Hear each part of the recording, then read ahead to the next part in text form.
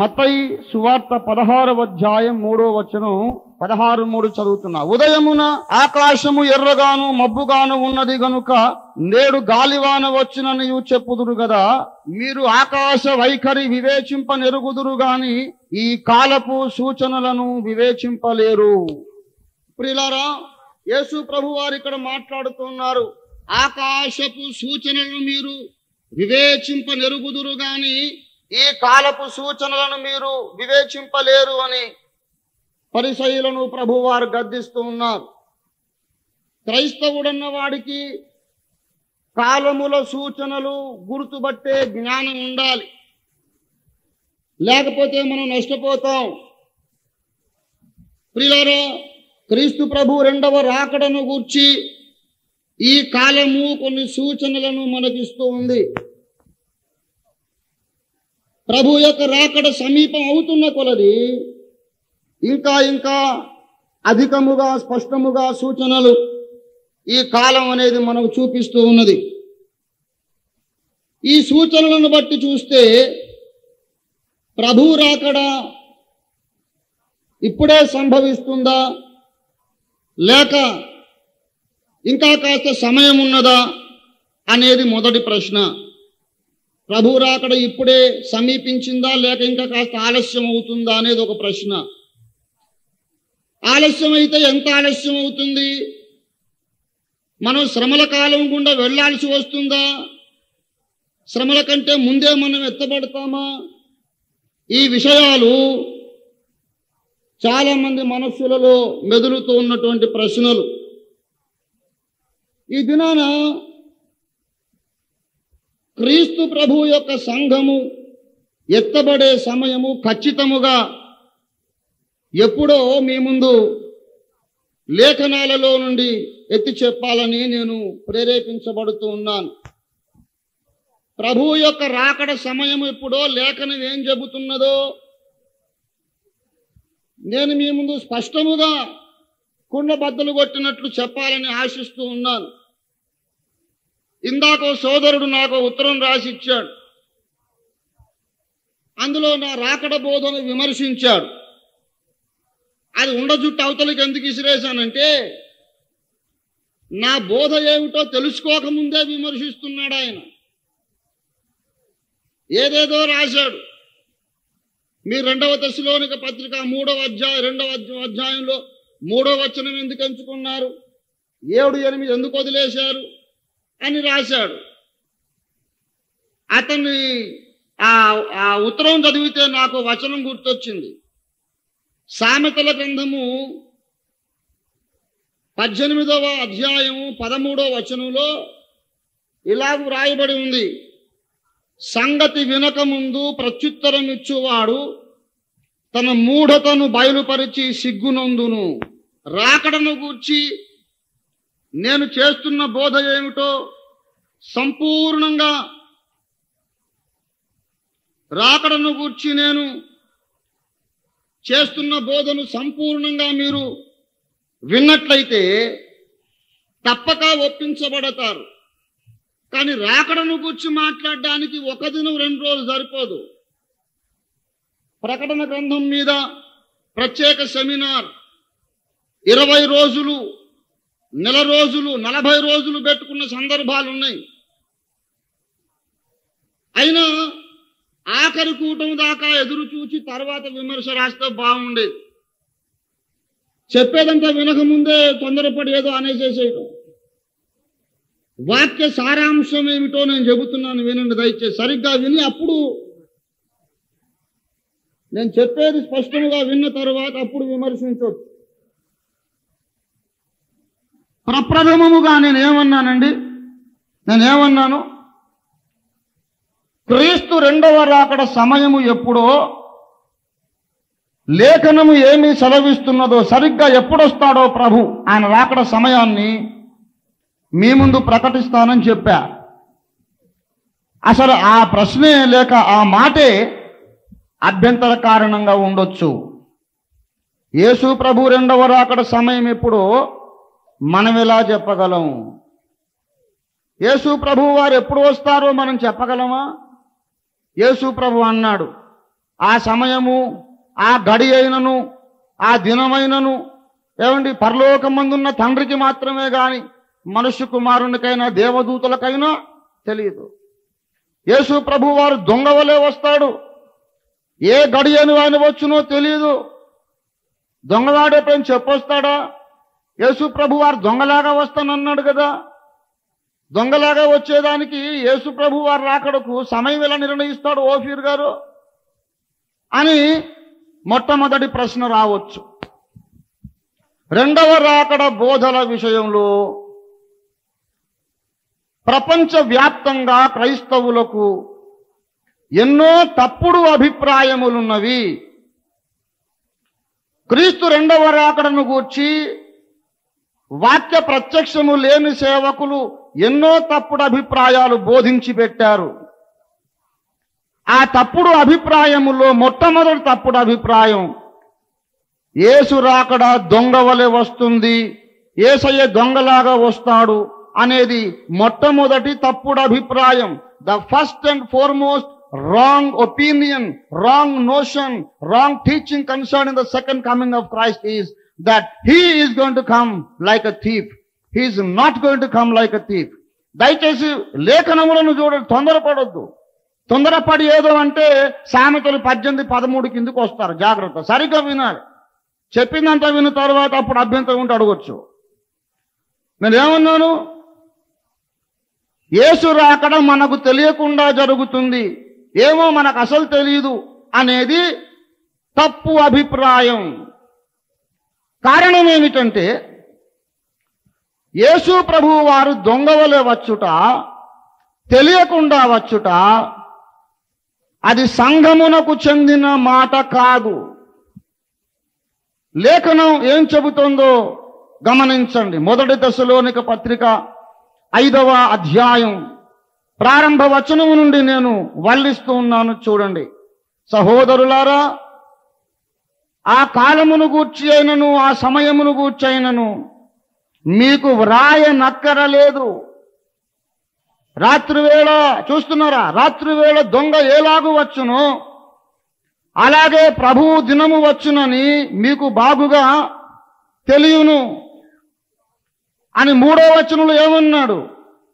సహోదరులారా, నెమ్మదిగా ఉన్నది, మాకు భయమేమి లేదని లోకులు చెప్పుకుంటుండగా, లోకులు చెప్పుకుంటుండగానా లేకపోతే సంఘం చెప్పుకుంటూ ఉండగానా? లోకులు చెప్పుకుంటూ ఉండగా ఆకస్మికముగా నాశనం వారికి తటస్థించును. 4వ వచనంలో ఏమన్నాడంటే, సహోదరులారా, ఆ దినము దొంగ వలె మీ మీదికి వచ్చుటకు మీరు చీకటిలో ఉన్నవారు కారు. అంటే మీరు చీకట్లో ఉన్నవారు అయి ఉంటే ఆ దినం దొంగలాగా వచ్చేది. ఇప్పుడు చీకట్లో లేరు కాబట్టి ఆ దినం దొంగలాగా రాదు. యేసు ప్రభు వారి రాకడ ఎప్పుడు జరుగుతుందో మనకు తెలియకుండా జరుగుతుంది అనేది చీకటిలో ఉన్న వారికి చెందిన విషయం, అనుభవం. మరి మనం చీకట్లో ఉన్నామా? చీకటిలో నుండి ఆశ్చర్యకరమైన దేవుని వెలుగు లోపలికి పిలువబడ్డాం. ఆ దినము దొంగలాగా ఎవరి మీదకి వస్తుందంటే 2 వర్గాల ప్రజల మీదకి వస్తుంది. యేసు ప్రభు యొక్క రాకడ ఎప్పుడో తెలుసుకోలేని వారు ఈ భూమి మీద 2 రకాల ప్రజలు ఉంటారని బైబిల్ సెలవిస్తున్నది. మొట్టమొదటి వర్గం మొదటి తెస్సలోనిక 5:4 ప్రకారం చీకట్లో ఉన్న వాళ్లకు ప్రభు యొక్క రాకడ సమయం ఎప్పుడో తెలియదు. ఏమండి? రెండవ వర్గం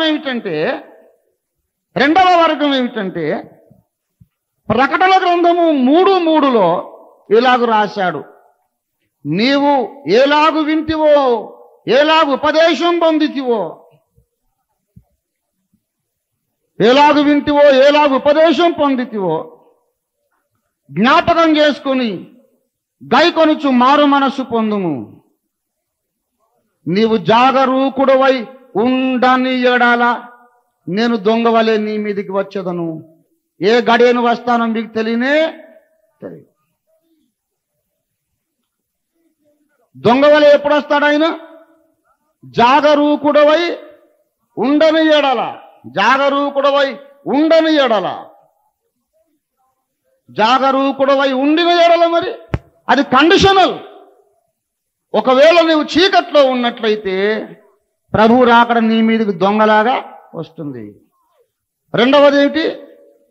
నీవు జాగరూకుడవై ఉండకపోతే ఏ గడియను వస్తాడో తెలియకుండా వచ్చేస్తాడు.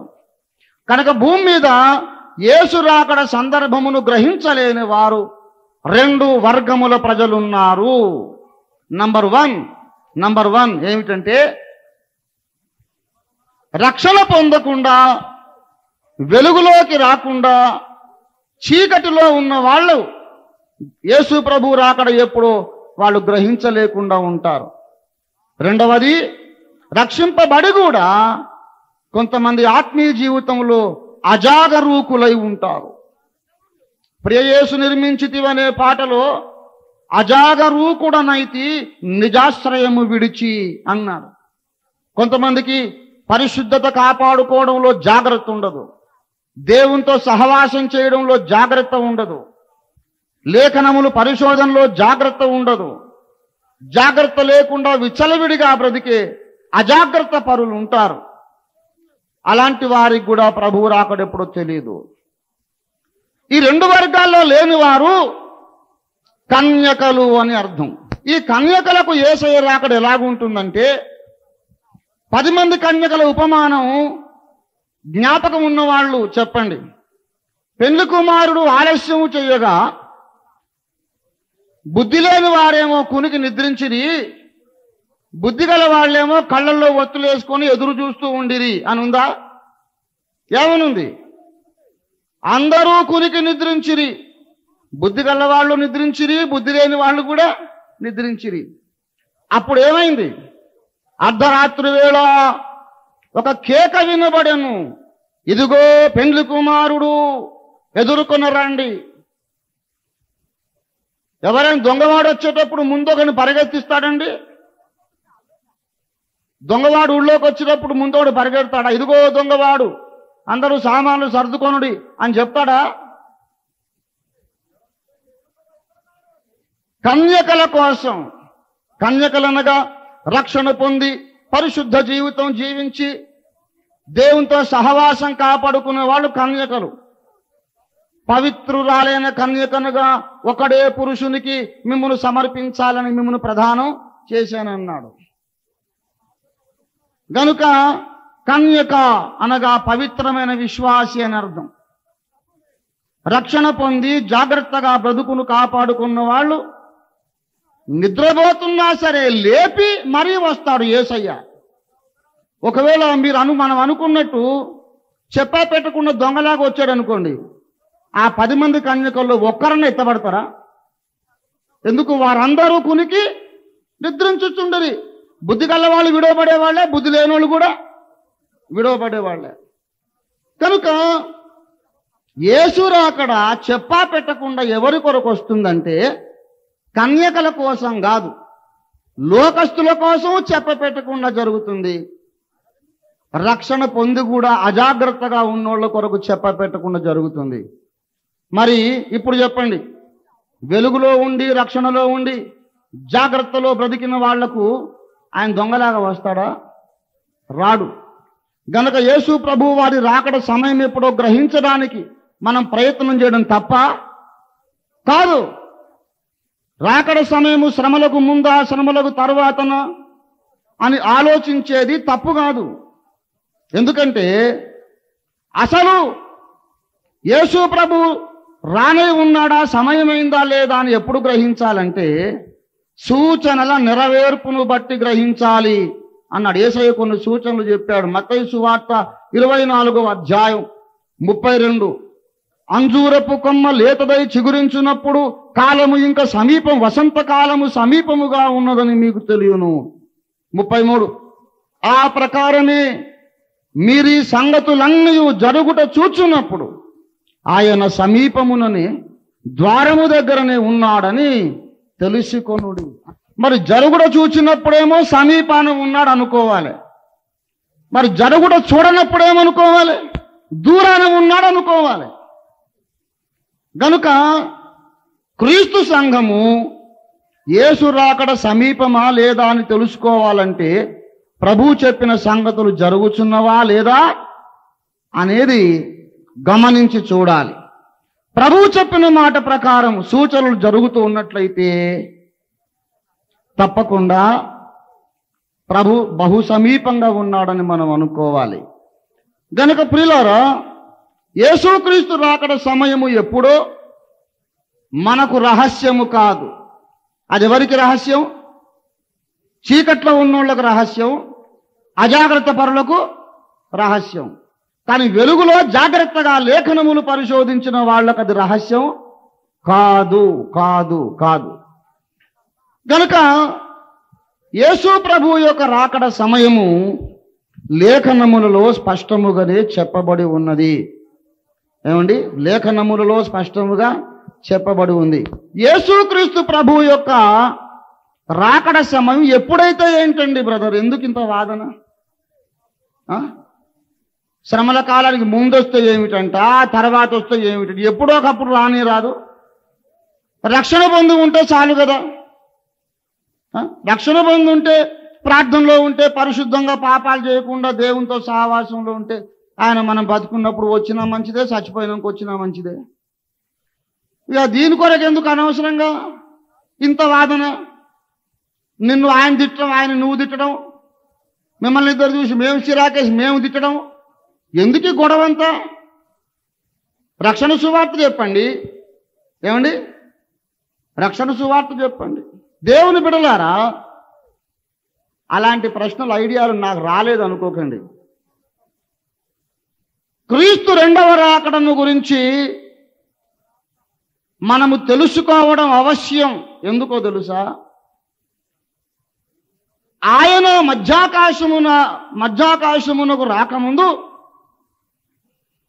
అబద్ధ క్రీస్తు వస్తాడా, లేక మనం వెళ్ళిపోయిన తర్వాత అబద్ధ క్రీస్తు వస్తాడా? ఈ ప్రశ్న చాలా చాలా ప్రాముఖ్యమైనది. ఎందుకో తెలుసా? అసలు అబద్ధ క్రీస్తు రావడమే ఎందుకొరకు వస్తున్నాడు అంటే, ప్రకటన గ్రంథము 13వ అధ్యాయం 7వ వచనంలో ఇలాగూ రాయబడి ఉంది: పరిశుద్ధులతో యుద్ధము చేయుటకు, వారిని జయించుటకు వానికి అధికారము ఏర్పాటాయను. గనుక వాడు ఎవరి మీదకి వస్తున్నాడండి? యుద్ధానికి. కాబట్టి ఇప్పుడు ఒక మాట అంటున్నాను, బాగా వినండి. ఇదొక చిన్న రాజ్యం అనుకోండి, ఇదంతా చుట్టూన్నంత కోట. ఈ చిన్న రాజ్యం మీదకి ఒక పెద్ద రాజు వేలాది గుర్రములు, రథముల సైన్యం తీసుకొని దండెత్తి వస్తున్నాడు. కావలివాడు కావలి బురుజు మీద ఉండి చూస్తున్నాడు దుర్బిణి పెట్టి. దుమ్ము పొగ మేఘాలు లేపుకుంటూ వేల రథాల సైన్యం వస్తూ ఉంది. అప్పుడు వీడు ఏం చెయ్యాలి? కావలివాడు, పెహరా హుషార్, సైనికులారా లేవండి, యుద్ధానికి సిద్ధం కండి, ఘోరమైన దండయాత్ర జరగబోతోంది, యుద్ధానికి శత్రురాజు వచ్చేస్తున్నాడు అని లేపడము వీని పని. అట్లా కాకుండా వీడు ఏం చేశాడు?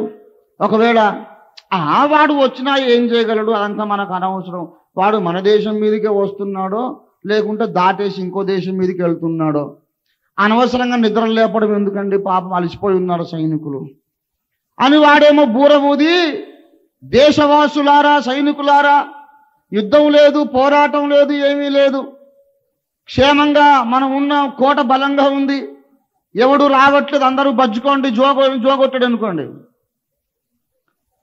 అప్పుడు దేశానికి ప్రమాదమా లేకపోతే క్షేమమా? శత్రురాజు దండెత్తి వచ్చుచుండగా ప్రజలను జోగొడితే క్షేమమా, లేపి యుద్ధానికి సిద్ధం చేస్తే క్షేమమా? నహూము గ్రంథము 2:1 ఇలాగూ రాయబడింది: లయకర్తని మీదికి వచ్చుచున్నాడు, లేచి బలముగా వానిని ఎదిరించుము, నడుము కట్టుకొనుము, బలముగా పోరాడుము, ఎదిరించుము. లయకర్త అంటే నాశనకారకుడైన వాడు వచ్చుచున్నాడు. క్రీస్తు సంఘమా, లయకర్త నీ మీదికి వచ్చుచుండగా నీవు లేచి నడుము బిగించుకొని బలముగా వాణ్ణి ఎదిరించమని లేఖనము నిన్ను ఆజ్ఞాపిస్తున్నది. లయకర్త వచ్చుచున్నాడు, ఎదిరించుము అనేమో బైబిల్ చెప్తుంటే, బోధకులేమో లయకర్త రాడు, ఏమి రాడు, రక్షింపడ్డారు అంతే చాలు, అవన్నీ మీరు ఆలోచించి పరేషాన్ కాకండి, రక్షింపబడి ఉంటే చాలు పరలోకానికి వెళ్తారు అని జోగొడుతున్నారు. కనుక అబద్ధ క్రీస్తు పరిశుద్ధులతో యుద్ధము చేయడానికే వచ్చుచున్నాడు గనుక క్రీస్తు సంఘమా పోరాటమునకు సిద్ధము కమ్ము అని మేల్కొల్పడం ఈనాటి అత్యవసర సందేశం. The message of the hour, the need of the hour is to awaken the church and prepare her for the spiritual battle of the end time. భయంకరమైన ఆధ్యాత్మిక యుద్ధం రాబోతోంది. సైనికులారా లేవండి, ఆయుధాలు ధరించండి, కసరత్తు చేయండి, సిద్ధపడండి, యుద్ధానికి సిద్ధపడండి. రాబోచున్న ఆ క్రూర మృగం వాడొక భయంకరమైన మానవాతీతమైన వ్యక్తి. వాడితో మనం యుద్ధం చెయ్యాలి. ఏ యుద్ధం అంటే ఆత్మీయ యుద్ధం, విశ్వాసాన్ని కాపాడుకోవడానికి, రక్షణను కాపాడుకోవడానికి. ఆ యుద్ధానికి నువ్వు సిద్ధమేనా? సిద్ధమేనా? అంచెదినముల్లో క్రీస్తు సంఘానికి రాబోచున్న పరీక్షను, యుద్ధాన్ని ముంగుర్తుగా లేఖనాల్లో దేవుడు మనకు చూపించాడు. షద్రకు, మేషాకు, అబేద్నెగో అనే యూదా యువకులు ఉన్నారు. నెబుకద్నెజరు మహారాజు 60 మూరల ఎత్తు ఉన్నటువంటి బంగారు విగ్రహాన్ని, దేవత విగ్రహాన్ని చేసి అన్నాడు, దీన్ని ఎవడెవడు సాగిలపడి పూజించి నమస్కరించడో వాడు అగ్నిగంధకములతో మండుగుండములో పాలు పొందును. ఆ మండుచున్న అగ్నిగుండములో విసరివేయబడును. 2 అగ్నిగుండాలు. విగ్రహారాధన చేస్తూనేమో అగ్నిగంధకాలతో మండే గుండం, చెయ్యకపోతేనేమో నెబుకద్నెజరు నిర్మాణం చేసిన ఈ భూలోక అగ్నిగుండం. అక్కడ దేవుడు ఒక అగ్నిగుండం చేసి కూర్చున్నాడు, ఇక్కడేమో నెబుకద్నెజరు ఇంకో అగ్నిగుండం చేసి కూర్చున్నాడు. ఈ ప్రతిమకు మ్రొక్కకపోతేనేమో ఇక్కడ అగ్నిలో పడాలి, మ్రొక్కితేనేమో అక్కడ అగ్నిలో పడాలి. ఏదో ఒకటి ఎన్నుకోవాలి. ఇప్పుడు పడితే ఈ అగ్నిలో అన్న పడాలి, లేకపోతే ఆ అగ్నిలో అన్న పడాలి. శత్రుఘ్న, మేషాకు, అబేద్నెగోలు అనుకున్నారు, విగ్రహారాధన చేసి దేవుని ఆజ్ఞను ఉల్లంఘించి నరకాగ్ని గుండంలో పడే కంటే ఈ శరీరమును తప్ప ఆత్మను కాల్చలేని ఈ అగ్నిలో పడితేనే మనకు మంచిది. వాళ్ళు అన్నారు, రాజా, మేము సేవించుచున్న దేవుడు, మేము సేవించుచున్న దేవుడు ఈ అగ్నిగుండంలో పడకుండా మమ్మను తప్పించ సమర్థుడు. ఒకవేళ తప్పించకపోయినా సరే అందులో పడి కాలి చావననే చేస్తాం, కానీ నీ ప్రతిమకు నమస్కారం చేయమన్నారు. దేవునికి స్తోత్రం కలుగునుగాక. హల్లెలూయా, హల్లెలూయా. దేవుని బిడ్డలారా, షద్రకు, మేషాకు, అబేద్నెగోల కథ ఎందుకు బైబిల్లో రాయబడింది? ఎందుకు రాయబడింది? సండే స్కూల్లో చెప్పుకోమనా? సండే స్కూల్లో చెప్పుకోవడానికి కథల కోసం కాదు. అక్కడ ఒక ప్రపంచ రాజు ఉన్నాడు. దానియేలు గ్రంథములో ఒక ప్రపంచ రాజు ఉన్నాడు. ప్రకటన 13లో ఒక ప్రపంచ రాజు ఉన్నాడు. దానియేలు 3లో ఒక ప్రతిమ ఉంది. ప్రకటన 13లో ఒక ప్రతిమ ఉంది. దానియేలు 3వ అధ్యాయంలో ప్రతిమకు మ్రొక్కకపోతే చంపేస్తానని బెదిరింపు ఉంది. ప్రకటన 13లో కూడా ఈ క్రూర మృగమునకు నమస్కారము చేయని వారిని హతము చేయుటకు వానికి అధికారం ఉంది. దానియేలు 3, ప్రకటన 13 ఒకదానికొకటి ప్రతిబింబాలు, పారలలిజం కనబడుతోంది స్పష్టంగా. ప్రసంగి గ్రంథం 3:15లో, ప్రసంగి 1:9లో చెప్పాడు, మునుపు జరిగినదే మరలా జరుగును, మునుపు జరిగిందే మరలా జరుగును, జరిగిపోయిన దాన్ని దేవుడు మరలా రప్పించును. ఎలాగైతే షద్రకు, మేషాకు, అబేద్నెగోలు తమ విశ్వాసాన్ని కాపాడుకోవడానికి ప్రాణాలకు తెగించాల్సి వచ్చిందో, అంత్యకాలములో ప్రపంచ రాజు అయినటువంటి క్రీస్తు విరోధి పాలనలో మన విశ్వాసాన్ని కాపాడుకోవడానికి నీవు నేను కూడా ప్రాణాలకు తెగించాల్సి వస్తుంది. ప్రాణాలకు తెగించి యూదా యువకులు తమ రక్షణ కాపాడుకున్నారు. రాబోయే మహాశ్రమల కాలంలో క్రీస్తు సంఘము నీవు కూడా ప్రాణాలకు తెగించి నీ రక్షణ కాపాడుకోవడానికి సిద్ధపడు అని నేను చెబుతున్నాను. ఇది దుర్బోధ అవుతుందండి, ఇది దుర్బోధ. ఇది నీ విశ్వాసానికి అగ్ని పరీక్ష రాబోతుంది. కాచుకో, రెడీగా ఉండు, సిద్ధపడు, ప్రార్థనలో బలపడు, లేఖన పరిశోధనలో బలపడు. ఏమండి, నేను చేసే దుర్బోధ. మొదటి పేతురు పత్రిక 4వ అధ్యాయం 1వ వచనంలో అన్నాడు, క్రీస్తు యేసు శరీరమందు శ్రమపడెను గనుక మీరును అట్టి మనస్సును ఆయుధముగా ధరించుకొనుడి. మీరు కూడా అటువంటి మనస్సును ఆయుధముగా ధరించుకోండి. ఏ మనస్సు మనకు ఆయుధం? శ్రమ పడుటకు ఇష్టపడే మనస్సు మన చేతిలో ఆయుధం. వాక్య ఖడ్గముతో కాదండి, శ్రమ పడడానికి ఇష్టపడే మనస్సు అనే ఆయుధంతో మనం అబద్ధ క్రీస్తుతో పోరాడాలి. ప్రియ దేవుని బిడ్డలారా, దానియేలు సంగతి ఏమిటి? దానియేలు సంగతి ఏంటండి? ఇట్టి శాసనము సంతకము చేయబడిందని దానియేలు తెలుసుకొన్నను అనుదినము ముమ్మారు యథాప్రకారము తన గది తలుపులు యెరూషలేము వైపు తెరచి ఉండగా దినమునకు 3 మార్లు మోకాళ్ళుని ప్రార్థన చేయించి వచ్చాను. ఏ దేవుడి కన్నా ప్రార్థన చేశారంటే ఆకలిగా ఉన్న సింహముల గుహలో ఆహారంగా పడవేయబడతారని శాసనం బయలుదేరింది. ప్రార్థన చేస్తే చంపేస్తానన్నాడు. చంపితే చంపానైనా ప్రార్థన చేయకుండా నేను బ్రతకలేనని ప్రాణములకు తెగించి దేవుని సన్నిధి వెదికాడు దానియేలు. సందేశులు కథ కోసం కాదు. దానియేలుకు ఏ పరీక్ష వచ్చిందో ఆ పరీక్ష అంత్యకాలపు సంఘానికి వస్తుంది. అలాగే షద్రక మేషక అబేద్నెగోలకు ఏ పరీక్ష వచ్చిందో అంత్యకాలంలో నీకు ఆ పరీక్ష వస్తుంది. నేను ఒక మాట ముక్కుసూటుగా అడుగుతున్నాను. రంజితోఫీర్ గారు దుర్బోధకుడు అంటున్నారు, శ్రమల కాలంలో సంఘం ఉండదు అంటున్నారు. ఒకేసారి ఒప్పుకుంటున్న పోని ఒక నిమిషం అలాగ వదిలేద్దాం. నిన్నే ముక్కుసూటుగా అడుగుతున్నా, షద్రకు మేషక అబేద్నెగోల స్థానములో నిన్ను ఊహించుకో. నీవే వాళ్ళ స్థానంలో ఉంటే ఏం చేసేవాడివి? ఏం చేసేదానివి నువ్వు? ఈ ప్రతిమకు మ్రొక్కు, లేకపోతే అగ్నిగుండంలో పాడేస్తాను అన్నాడు అనుకో ఒక రాజు. ఆ రోజుల్లో నువ్వు బ్రతుకుంటే ఏం చేసేదానివి?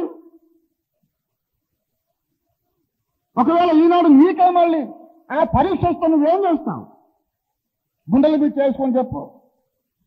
అగ్నిగుండంలో విసరవేయబడ్డా సరే పర్వాలేదు, నేను మాత్రం బ్రొక్కను అనుకునే ధైర్యం ఉందో?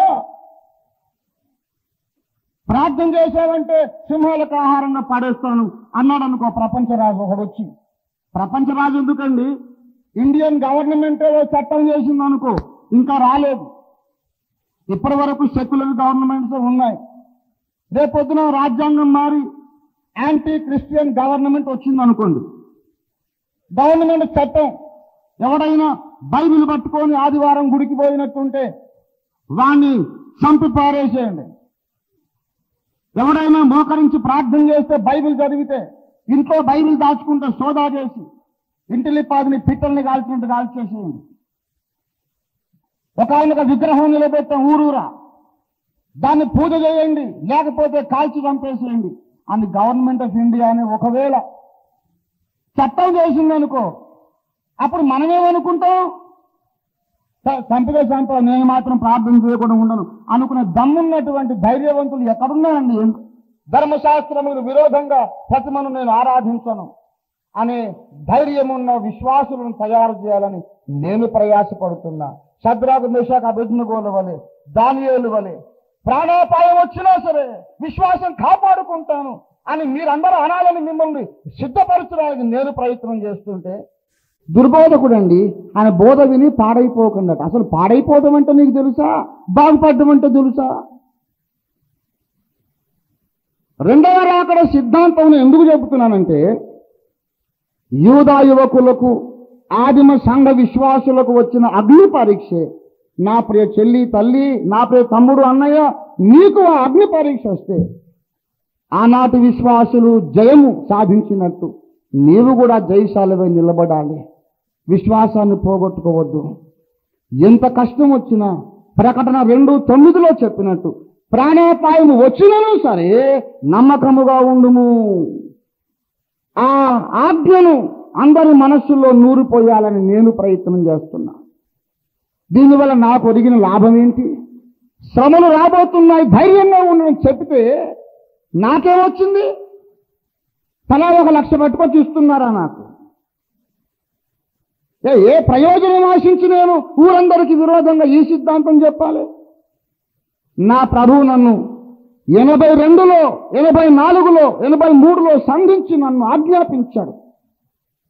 నా కుమారుడా, నా సంఘమును యుద్ధమునకు ప్రేరేపించడం నీ బాధ్యత, యుద్ధానికి సిద్ధపరచడం నీ బాధ్యత. లయకర్త నా సంఘము మీదికి వచ్చుచున్నాడు. నా సంఘమా, నడుము కట్టుకో, బలంగా ఎదురించో అని చెప్పరా అని యేసయ్య నన్ను పంపాడు. వాడు రాడు, అంతకంటే ముందే మనం వెళ్ళిపోతాం అనేది దుర్బోధ. ఒకవేళ ఆ సిద్ధాంతమే నమ్మారనుకోండి, చెప్తున్నా, ఏ శ్రమ రాదు, ఏ కష్టం రాదు, అబద్ధ క్రీస్తు రాడు, నేను ముందే వెళ్ళిపోతా అనుకుంటా పడుకున్నాం. ఏమండి, సడన్గా కొంపదీసి వాడు వచ్చాడనుకో. క్రైస్తవులలో అసలు ఇప్పుడే ఏ శాసనం లేకముందే ప్రార్థన చేయరు. ప్రార్థన చేస్తే సింహాలకు ఆహారంగా వేస్తానంటే ఎవడు ప్రార్థన చేస్తాడండి? దానియేలు కాబట్టి మోకాళ్ళుని ప్రార్థించాడు. మనం ఏం చేస్తాం తెలుసా? ఎందుకు వచ్చిన గొడవరా నాయన, బ్రతుకుంటే బలుసాగు తినొచ్చు, ప్రార్థన చేసుకుందాం ఆత్మలో, మోకరించేది అనవసరం. ఆ నిండా ముసుగుదాన్ని ఎల్లకిల్లా పండుకొని స్తోత్రం స్తోత్రం స్తోత్రం అని మెల్ల గుర్రు పెడతాం మనం. ఒకవేళ షడ్రకు మేషకు అభ్యర్థికో స్థానంలో మనం ఉంటే దానికి మొక్కుము లేదా అగ్నికుండంలో పడేస్తా అన్నాడు అనుకో. ఇక మనోళ్ళు ఏం చేస్తారంటే మహా తెలివిమంతులు, అరే మనం అందరం మొండికేసి మొక్కం పో అంటే అందరు తలకాయలు నరికేస్తే రేపు మరి సేవ ఎవరు చేస్తారు సార్? సేవ చేయడానికైనా బతుకుండాలి కదా. కాబట్టి నేను ఏం చేస్తానంటే, నేను మంచిగా అక్కడికి పోయి మోకరించి నమస్కారం పెట్టినట్టే పెడతా. లోపల మాత్రం యేసు రక్తం చేయం అనుకుంటా. యెహోవా హృదయమును లక్ష్య పెట్టువాడు. రెండిటికి మనం అటు ఇటు ఉభయతారకంగా. వాడేమనుకుంటాడు, మంచోడే కదా అని చంపడు. నేను లోపలేవో యేసు రక్తం చేయమనుకున్నా కదా, నాకు ఈ పాపం అంటాడు అని ఇట్లాంటి తెలివిమంతులు బయలుదేరి రాజీ పడిపోతారు తప్ప ఈనాటి క్రైస్తవులు ప్రాణాలకు తెగించి ప్రార్థన చేస్తారండి. ఈనాడు మన దేశంలో శాసనం ఉందా? ఎర్లీ మార్నింగ్ ప్రార్థన చేస్తే సింహాల గోలో పడేస్తున్న శాసనం ఉందా? అయినా మనం ప్రార్థన చెయ్యము.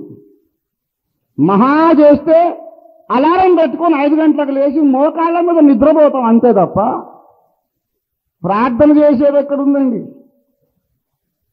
ఇప్పుడే ప్రార్థన చెయ్యరు. ఏ శ్రమ రాకముందే రిజర్వేషన్ల కొరకు ఇంకొక దాని కొరకు మేము ఫలానా హిందూ అని రాసుకునే క్రిస్టియన్స్ ఉన్నారు. ప్రమోషన్ కోసం సరే తెలియనప్పుడు ఏదో రిజర్వేషన్ కోటా కింద జాబ్ వచ్చింది, ఇప్పుడు రక్షణ పొందినాం, గవర్నమెంట్కి రాసేయచ్చు కదా, ఫలానా దినమును నేను రక్షణ పొంది తిని ఇక నుంచి నన్ను క్రైస్తవుడిగా పరిగణించడం రాయొచ్చుగా. ఉద్యోగం పోదు, ప్రమోషన్ రాదేమో కానీ ఉద్యోగం అయితే పోదు. ఎందుకు ఇవ్వవు? ప్రాణాపాయం లేనప్పుడే నేను క్రైస్తవుని కాదు అని రాసిస్తున్నావే, రేపు లయకర్త వచ్చినాక నిలబడతావా? క్రైస్తవులారా, పోరాటానికి సిద్ధం కండి. భక్తుడు ఎవరో పాట రాశారు, ఏది నీ సాక్ష్యము, ఏది నీ త్యాగము, యేసు వార్తను చాటింపను, ఏల నిర్లక్ష్యము లేచిరారము క్రైస్తవా, ఏది నీ సాక్ష్యము, ఏది నీ సాక్ష్యము, ఏది నీ త్యాగము, యేసు వార్తను చాటింపను, ఏల నిర్లక్ష్యము లేచిరారము నీ సాక్ష్యం అపోస్తలులు శిష్యులు అపనిందలు హింసలు అపోస్తలులు శిష్యులు అపనిందలు హింసలు అన్నిటిని భరించిరి అన్నిటిని భరించిరి ఆత్మలను రక్షించిరి ఇది నీ సాక్ష్యము అగ్నికి ఆహుతి అయ్యే అసువులనర్పించిరి అగ్నికి ఆహుతి అయ్యే అశుభులనర్పించిరి ఆరాణి నరకాగ్నికి ఆరాణి నరకాగ్నికి దూరంబుగా నుండిరి ఇది నీ సాక్ష్యము.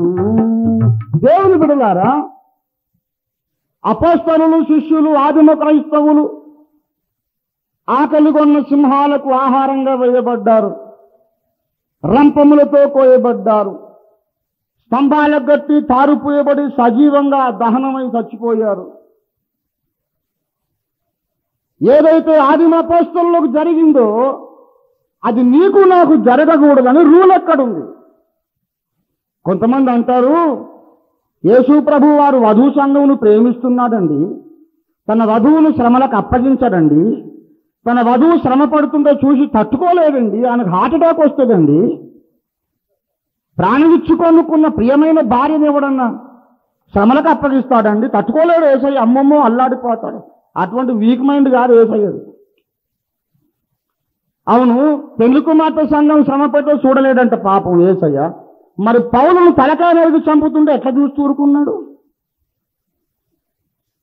స్టెఫన్ను రాళ్లు కొట్టి చంపుతుంటే చూస్తూ ఎలా ఊరుకున్నాడు? పేతురును తలకిందులుగా సిలువేసి చంపుతుంటే ఎట్లా చూస్తూ ఊరుకున్నాడు? మద్రాసులో తోమా భక్తుల్ని బల్లెంతో పొడి చంపుతుంటే ఎట్లా ఊరుకున్నాడు? 1000 మంది విశ్వాసులు తారుబూసి స్తంభాలకు కట్టబడి సజీవంగా కాల్చబడుతుండగా ఎట్లా ఊరుకోగలిగారు? హార్ట్ అటాక్ రాలేదో ఎప్పుడైనా? వాళ్ళందరూ వధూ సంఘం కాదా? వాళ్ళని ప్రభు ప్రేమించలేదా? వాళ్ళని శ్రమపడనిస్తే నిన్ను శ్రమపడనివాడు.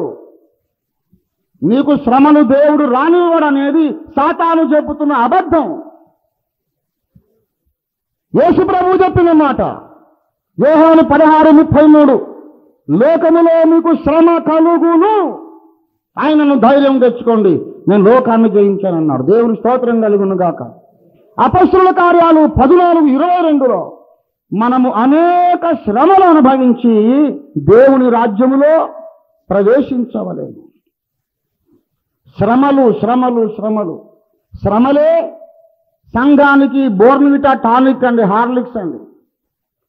అసలు ఇప్పుడు సంఘం అంతా భ్రష్టు పట్టుపోయింది, ఎందుకంటే శ్రమలు లేకనే. శ్రమలు రానివ్వండి, అందరూ ప్రార్థనాపరులై ఉజ్జీవాత్మ కుమ్మరించబడుతుందంటే. ఇప్పుడు సుఖాలు ఎక్కువై మనం పులిసిపోయాం, చెడిపోయాం. శ్రమ రావాలి ప్రభువా, ప్రార్థనాత్మ నాలో పుట్టినట్లు నన్ను శ్రమ పెట్టు నాయన అని నేను ప్రార్థన చేశానండి, చేస్తున్నాను. ఇంకా మేలాయను ప్రభు శ్రమ నుండుట నీ దాసునికి ఎంతో మేలాయనని పాట రాసుకున్నా. ప్రభువా, నా వేదనలో నేను రుచించాను, మరి అధికంగా శ్రమ కావాలని కోరుకుంటున్నానని ప్రార్థన చేశాను. దేవుని బిడ్డలారా, శ్రమలకు భయపడకండి అని నేను చెప్తున్నా. శ్రమలు వస్తాయి, తట్టుకోవడానికి మెంటల్గా సిద్ధపడండి, మానసికంగా సిద్ధపడమని చెప్తే ఇది ఎందుకు దుర్బోధవుతుంది? పరిశుద్ధులతో యుద్ధం చేయడానికి వాడు వస్తుండగా ఏమి రాడులే అని చెప్పింది దుర్బోధ. ఇప్పుడు నేను యుద్ధం రాబోతుందని చెప్తున్నా, ఒకవేళ రాకపోయినా మీకేమైనా నష్టమా? అరే వస్తుందని చెప్తే అనవసరంగా రాకపోయా, ఎందుకు ఎంత టెన్షన్ పెట్టావేమిటయ్యా అని ఎవరు నన్ను అన్నారు. యుద్ధం కొరకు రెడీగా ఉన్నాం, ఒకవేళ రాలేదనుకో దానివల్ల నష్టం ఏమీ లేదు. ఒకవేళ కొంపదీసి ఏం రాదులే అనుకున్నప్పుడు వచ్చిందనుకో అప్పుడు చాలా భయంకరమైన నష్టం. కనుక నా బోధతో ప్రమాదం ఉందా? యుద్ధం రాదులే అనే బోధతో ప్రమాదం ఉందా? శ్రమ పడదామని నాకేం సరదాగా ఉందా? సరదా కాదు, లేఖనము చెప్పింది కాబట్టి చెబుతున్నాను. దేవుని బిడ్డలు నచ్చినా నచ్చకపోయినా బైబిల్ చెప్పింది మనం నమ్మాలి. మొట్టమొదటి విషయం, శ్రమల కాలములో సంఘం ఉంటుంది. శ్రమల కాలములో మనం సగభాగం ఉన్న తర్వాతనే సంఘం ఎత్తబడుతుంది అని చెప్పడానికి బైబిల్లో 2 ఆధారములు ఉన్నవి. మొదటి ఆధారము 1 కొరింథీ 15:52. రెండవ ఆధారము ప్రకటన గ్రంథం 20వ అధ్యాయం 4వ వచనం. 1 కొరింథీ 15:52 నిన్న వివరించా, మళ్ళా ఇప్పుడు చెప్పనక్కర్లేదు. 15:52లో ఏముంది? ఏమండి? నిమిషములో ఒక రెప్పపాటున కడబూర మ్రోగగానే, అంటే అన్ని బూరలు అయిపోయాక ఆఖరి బూర మ్రోగినప్పుడు సంఘం ఎత్తబడుతుంది. సంఘం ఎత్తబడక ముందే ఎన్నున్నా ఆయన్ని ముందే మోగేసేయాలంటే అది మొదటి ఆధారం. రెండవది ప్రకటన. వినండి, ప్రకటన 24:5 వచనాలు చూడండి దయచేసి. అంతటా నేను సింహాసనములను వేయుట చూచితిని, వాటి మీద కూర్చున్న వారికి విమర్శ చేయుటకు అధికారం ఇవ్వబడెను. మరియు క్రూర మృగమునకైనను దాని ప్రతిమకైనను నమస్కారము చెయ్యక, దాని పేరు గల సంఖ్యను మెసళ్ళ మీద గాని చేతుల మీద గాని వేయించుకొనక, దేవుని వాక్యము కొరకును యేసును గూర్చి తామిచ్చిన సాక్ష్యము కొరకును శిరచ్ఛేదనము చేయబడ్డ వాళ్ళ ఆత్మలను చూచి తిని, వారు బ్రతికిన వారై 1000 సంవత్సరాలు క్రీస్తుతో కూడా రాజ్యం చేశారు. ఈ 1000 ఏళ్ళు గడుచుదాకా మిగతా మృతులు బ్రతుకలేదు. ఇది మొదటి పునరుద్ధానం. This is the first resurrection. ఇది అంటే ఇదే, ఇంకొకటి కాదని. ఇదే ఎన్నో పునరుద్ధానం? ఇది రెండవ పునరుద్ధానం కాదు. ఇది ఎన్నోది? ఇది మొదటి పునరుద్ధానం. ఏది మొదటి పునరుద్ధానం? ఏది మొదటి పునరుద్ధానం?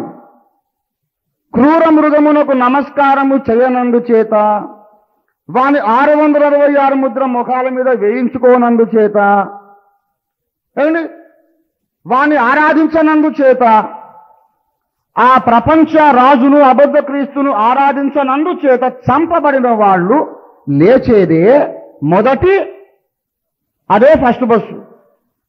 చూడండి, బాగా వినండి, విని జవాబు ఇవ్వండి. సోదరుడు 2వ తెస్సలోనిక 3:7 ఎందుకు వదిలేశారు, వెటకారం చేశారు? ఐసా చూడనే వాళ్ళ నాయహయ్యే రంజిత్. బైబిల్లో ఏ వచనం వదిలిపెట్టను, తొందరపడకు తమ్ముడు, మూఢత్వాన్ని బయలుపరుచుకోకు, ఓపిక విను, మర్యాదగా అడగాలి. అన్నయ్య మరి అదేమయ్యా 6-7 అని అడగాలి. ఎందుకు వదిలేవు అంటే అంత తిక్కలోలా కనబడుతున్నాను. నేను ఏం వదిలేదు లేదు, అది కూడా చెప్తాను. ఇది ముందు నేర్చుకోండి, బాగా వినండి. సాధారణంగా ఉన్నటువంటి టీచింగ్ ప్రకారం ఇవాళో రేపో యేసయ్య వస్తాడు, సంఘం ఎత్తబడుతుంది. బోధకులు చెప్తున్నారు లేదా? ఇవాళో రేపో యేసయ్య వస్తాడు, సంఘం ఎత్తబడు. అబద్ధ క్రీస్తు వచ్చాడా? ఇప్పుడు రాలేదు. 666 ముద్ర ఉందా? లేదు. క్రూరమృగ ప్రతిమ ఉందా ప్రపంచంలో? లేదు. ఈ రాత్రి యేసయ్య వస్తే సంఘం వెళ్ళిపోయింది అనుకోండి. అప్పుడు కొంతమంది ఇంతకుముందు చచ్చిపోయిన భక్తులందరూ లేస్తారా లేవరా? పౌలు భక్తుడు, స్టెఫను భక్తుడు, పేతురు, తోమ, ఏమండి, లేస్తారా లేవరా? ఈ రాత్రి యేసయ్య వస్తే ఇంతకంటే ముందు చచ్చిపోయిన భక్తులందరూ పునరుద్ధానము చెందుతారు. అప్పుడు ఇది మొదటి పునరుద్ధానం అవుతుంది.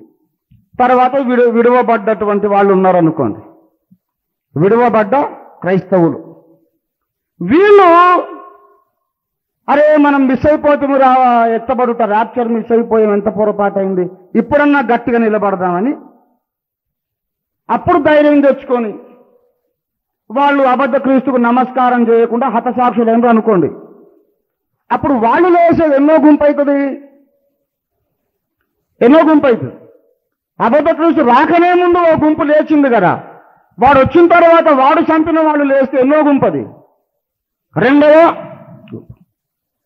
ఇప్పుడు బైబిల్లో ఏముంది? అబద్ధ క్రీస్తు ద్వారా చంపబడిన వాళ్ళు లేచేది ఎన్నో పునరుద్ధానం? మొదటి పునరుద్ధానం. మొదటి పునరుద్ధానం అంటే దానికంటే ముందు ఒక పునరుద్ధానం ఉంటుందా? లాస్ట్ బస్ అయిన తర్వాత ఒక బస్సు ఉంటుందా? ఉండదు. ఫస్ట్ బస్సు కంటే ముందు ఒక బస్సు ఉంటుందా?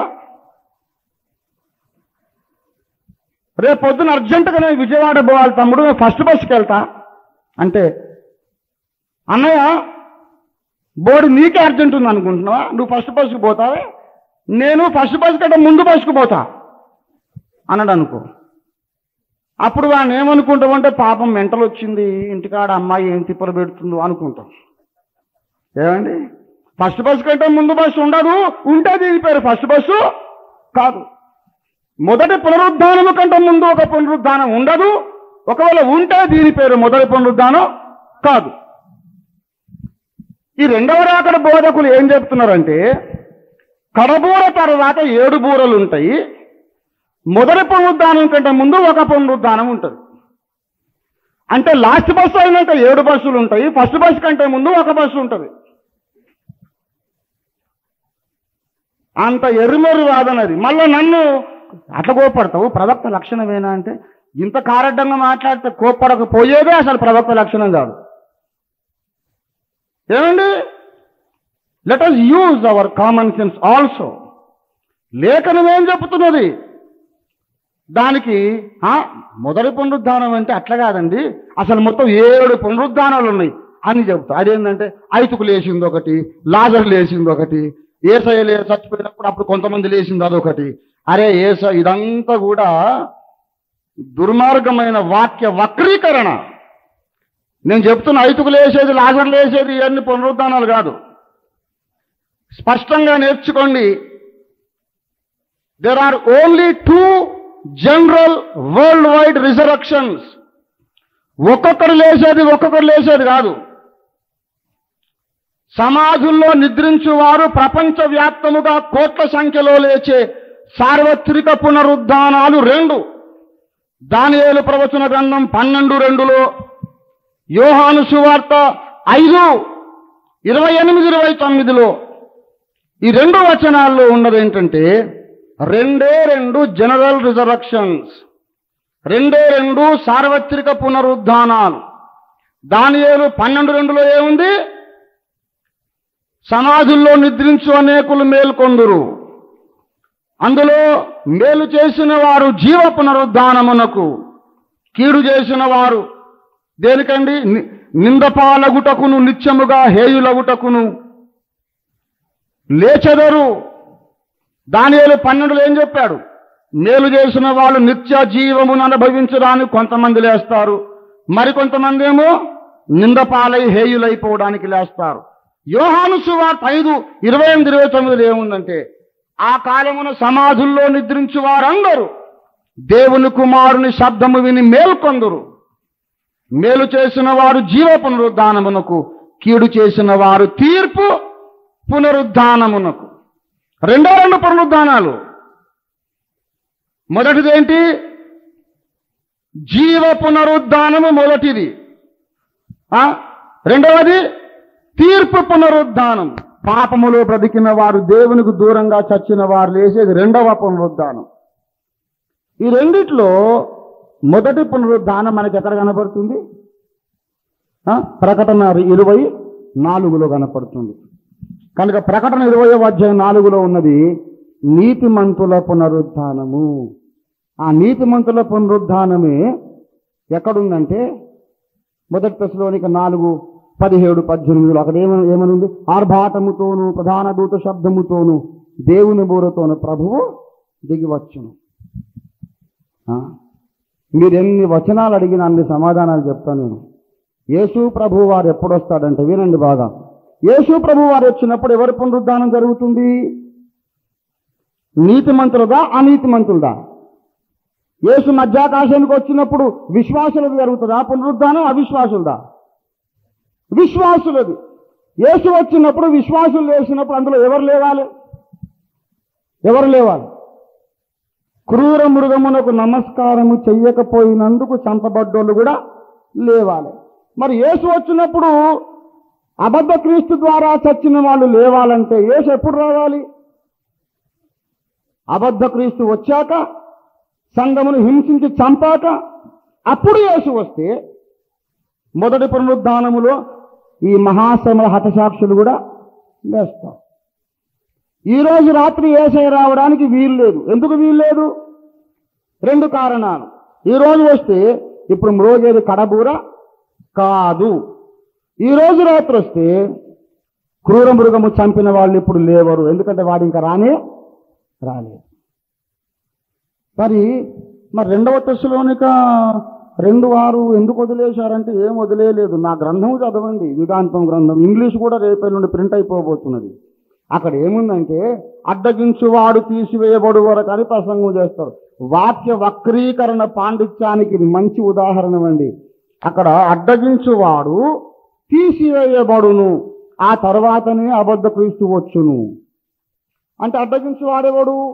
పరిశుద్ధాత్మదేవుడు. పరిశుద్ధాత్మదేవుడు తీసివేయబడును, తర్వాతనే అబద్ధ క్రీస్తు వచ్చును. పరిశుద్ధాత్మ తీసేయబడితే సంఘం కూడా వెళ్ళిపోవును అని చెబుతున్నారు. అసలు అక్కడ ఉన్నది ఏంటంటే అడ్డగించువాడు లోకములో నుండి తీసివేయబడును అనలేదు. అడ్డగించువాడు మధ్యలో నుండి తీసివేయబడును. కొంచెం వింటరా జైపాల్ రెడ్డి? నేను జైపాల్ రెడ్డి కుస్తీ పట్టుకుంటున్నాం. నాకానికి ఏదో పంచాయతీ వచ్చిందండి. అరే నన్ను ఇంత మాట అంటావా నువ్వు, పాపం పోని అని నేను నిన్ను ఎంకరేజ్ చేస్తుంటే అంటే, అరే నీ సంగతి అంతా నాకు ముందు తెలియదురా, ఆ కరపత్రం చదివినాక అర్థమైంది నువ్వు ఇట్లా అంటున్నావట కదా అని. ఇక నన్ను గొంతు పిసుకోవడానికి ఆయన వస్తున్నాడు, ఆయన పిసుకోవడానికి నేను పోతున్నా. మధ్యలో పాపం డాక్టర్ కాలేవ్ గారు వచ్చారు. అరే ఎందుకయ్యా మీరు తన్నుకుంటారు, మధ్యలో ఉన్నాడు. ఏమండి, అడ్డగించి వాడు ఎక్కడి నుంచి తీసివేయబడతాడు? మధ్యలో నుండి. మధ్య నుంచా లోకం నుంచా? మధ్యలో నుంచేనుంది. అంటే మధ్యలో ఉంటే దానికి అర్థం ఏంటి? అటొకడు ఉన్నాడు, ఇటొకడు ఉన్నాడు. జైపాల్ రెడ్డికి నాకు పంచాయతీ వచ్చింది, కుస్తీ పట్టుకోబోతున్నాం. ఈయన అటు చెయ్యి ఇటు చెయ్యి పెట్టి ఆపుతున్నాం మమ్మల్ని. ఆపండి. ఇక ఆపి ఎంతసేపు ఆపుతాడు? ఓపుకున్నంతసేపు ఆపుతాడు. ఆపిన తర్వాత ఇగో ఎంత చెప్పినా వింటలేరు కదా, ఇష్టం వచ్చినట్టు తన్నుకొని సావండి మీ ఇష్టం అని మధ్యలో నుంచి వెళ్ళిపోయాడు. అంటే కాలేబు గారు ఇక లేడా? జ్ఞాపకార్థ కూటం పెట్టేదేనా? ఇక అరే మధ్యలో నుంచి పోయిందండి, లోకంలోంచి కాదు. చక్కగా బైబిల్ చదవలేదు, మళ్ళీ అదెందుకు వదిలేసినావు? వెటకారం గిటకారం చేయకండి. అందరికంటే తాజా తేజ్గా వెటకారం మేము చేస్తాం. వరంగల్ కా మాల్ హైవే. మా నాయన ఒంగోలు, మా అమ్మ ఏమో నల్గొండ గుంటూరు. వాళ్ళిద్దరికి పెళ్లి చేసి దేవుడు వరంగల్కి తీసుకుపోయింది. ఎందుకో అక్కడ నేను పుట్టాలి, అక్కడ పుట్టినోడు అయితేనే ఈ దుర్బోధకులు సరిగ్గా సమాధానం చెప్తాడు. గనుక నేను భారతీయుడు అయినందుకు ఎంతో గర్విస్తున్నాను, వరంగల్లో పుట్టినందుకు ఎంతో గర్విస్తున్నా. దేవుని స్తోత్రం కలిగింది కాక. ఏ వచనమైనా నా బోధను ఖండించే వచనం బైబిల్లో ఒకటి కూడా లేదు. యేసుక్రీస్తు వారి రాకడ ఎప్పుడు జరగాలి? ఎప్పుడు? బూరలన్నీ మ్రోగిన తరువాత ఆఖరి బూరప్పుడే జరగాలి. ఆ సమయానికంటే ముందు ఏం జరగాలి? అబద్ధ క్రీస్తు రావడం జరిగిపోవాలి, సంఘమును హింసించి చంపడం జరిగిపోవాలి. 6 బూరలు మ్రోగిన తర్వాత సంఘము హతసాక్షులైన తర్వాత అప్పుడు అబద్ధ క్రీస్తు పరిపాలన అయ్యాక యేసు ప్రభు వస్తాడు. యేసు ప్రభు వచ్చినప్పుడు పరిశుద్ధుల పునరుద్ధానం జరుగుతుంది. తర్వాత అప్పుడు ఏం నెరవేరుతాయి చెప్పండి? శ్రమల కాలం అయ్యాక ప్రభు వస్తే ఎన్ని జరుగుతాయి చెప్పండి? కడబూర అనేది నెరవేరుతుంది, మొదటి పునరుద్ధానం అనేది నెరవేరుతుంది, లయకర్త నీ మీదకి వచ్చుచున్నాడనేది నెరవేరుతుంది, పరిశుద్ధులతో యుద్ధము చేయడానికి వానికి అధికారం ఉన్నదనేది నెరవేరుతుంది. మొత్తం బైబిల్ అంతా నెరవేరుతుందండి. శ్రమల కాలం అయ్యాక యేసయ్య వస్తే బైబిల్ అంతా నెరవేరుతుంది. ఈ రాత్రి యేసయ్య వస్తే బైబిల్ మొత్తం అబద్ధం అయిపోతుంది. కాబట్టి దుర్బోధ నాది కాదు, నన్ను ఖండించినంత దుర్బోధ.